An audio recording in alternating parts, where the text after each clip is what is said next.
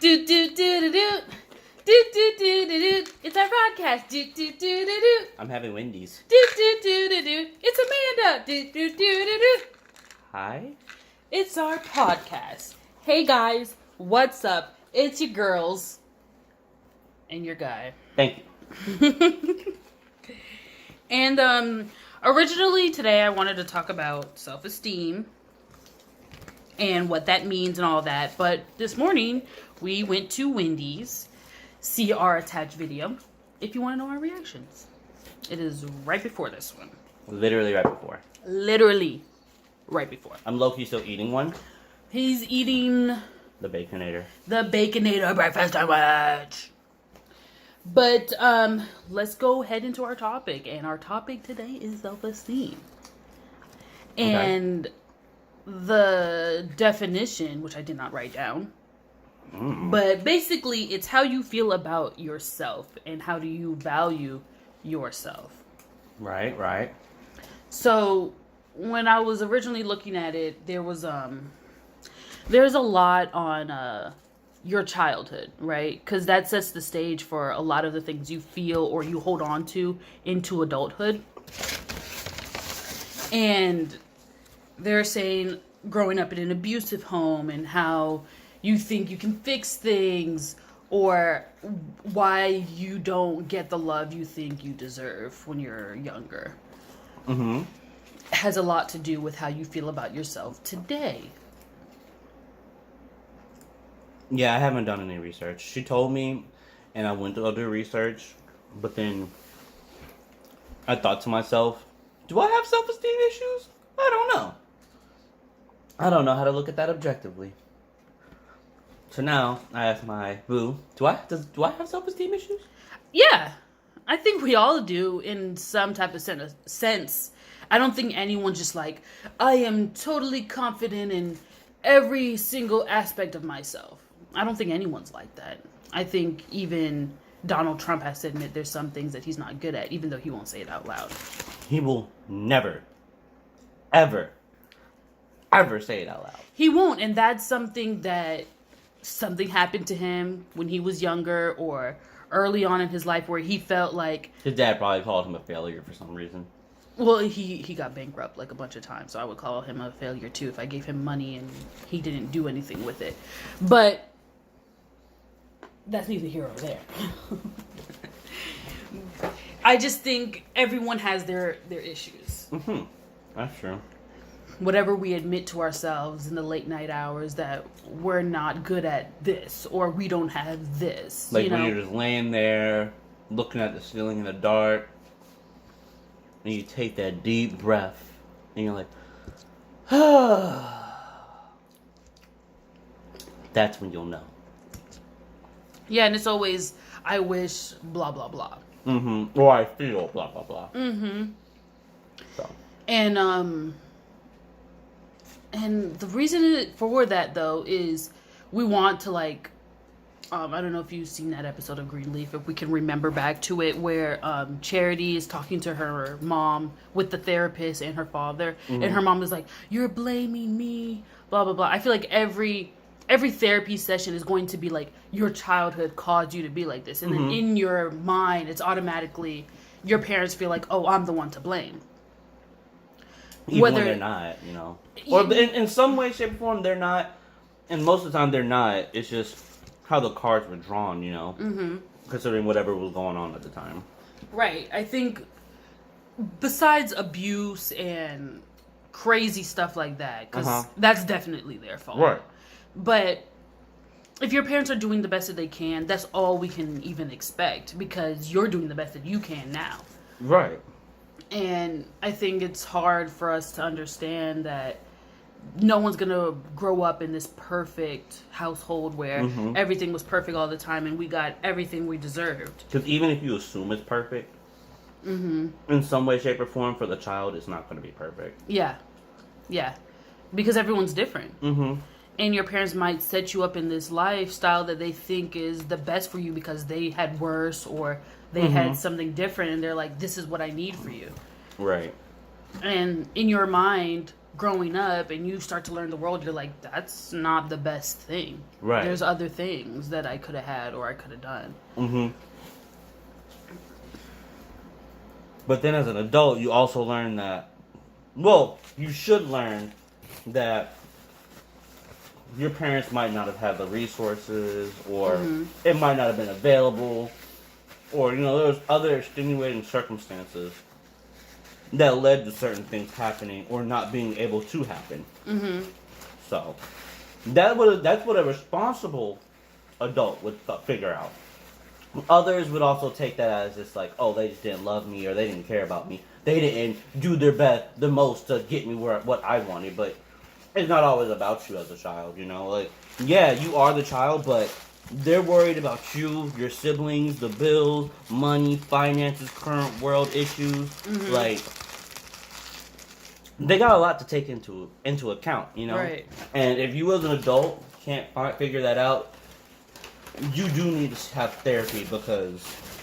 But it's important that everyone has therapy. I think it's important to know your trauma, because that's the only way you can get past it. Uh-huh. Is realize, oh, I'm still mad about this, or I still don't understand this. Yeah. And it's coming in and seeping into other parts of my life. And if it starts to, I don't know, it changes the way you raise your own children at that point, and how you work in your own life. Yeah. Well, I feel like my parents are the best, and I feel like all three, me and my brothers, we all turned out completely different. Mm-hmm. You know? Like, I guess they would say I'm the most responsible one, I guess. And then, what? Jarrell's the most reckless. Jarrell and Alonzo are the most reckless, or reckless compared to me, you know? They just go out and just do things, whereas me, I just sit back and I'm like, what should I do next? Let me think about it, you know? But we all were raised in the same type of household, you know? Right. So. But there, I feel like even if you're the most responsible one, but there's over responsibility. Mm-hmm. There is. I'm overly responsible a lot of times. Which I'm not gonna say I don't see that. I do see that. And part of me is like, I'm fine with that, you know, because in the world of all this craziness, I feel like sometimes a little over-responsibility comes in handy. Mm-hmm. So, but that's just in my thought. But back to the real core self-esteem issue.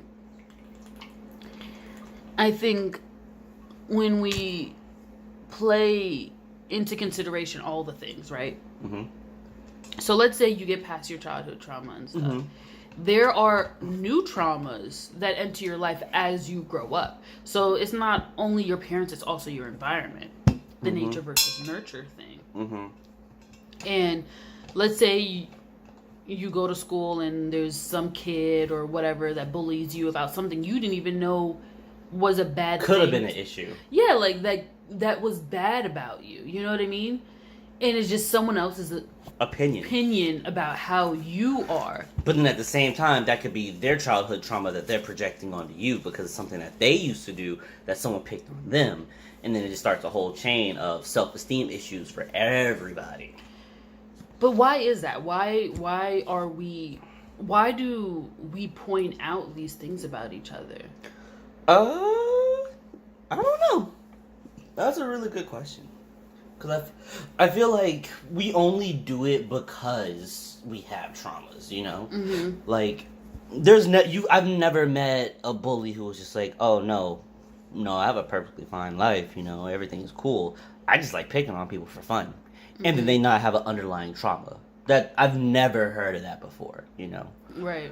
Because I used to bully kids, not like in a mean way. Like, I wasn't doing it to be mean. Mm-hmm. That's how my parents raised us. Like, they would pick on us. Just like when you see things out in public, and since I don't speak Creole, you say it in English, and you speak outwardly about it, and I'm just like, you can't do that. That's not a thing. That's not right. Yeah. You know? But 9 times out of 10, when I'm like with you, your mom, and your sisters, if y'all see something, and y'all are around each other, y'all start giggling and laughing and speaking Creole about people, and it's like, y'all do know that's really rude.